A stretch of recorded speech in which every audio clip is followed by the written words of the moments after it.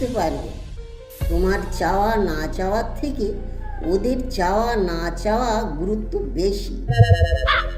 যাই গো, বাজার করতে হবে, দেরি হলে আবার গিন্নি বকাবকি করবে। দুই বন্ধু একে অপরের দিকে তাকালো। সুজয় বলল, কিরে, আমাদের বাজার করতে হবে না? তুই বাজারে যাবি কখন?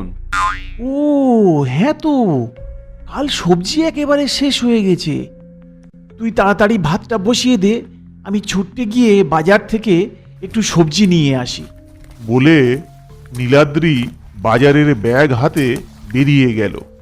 সুজয় গ্যাসের উনুনে প্রেসার কুকারটা বসিয়ে দিয়ে অফিসে যাওয়ার জন্য ব্যাগপত্র গোছাচ্ছিল। এমন সময় শুনতে পেল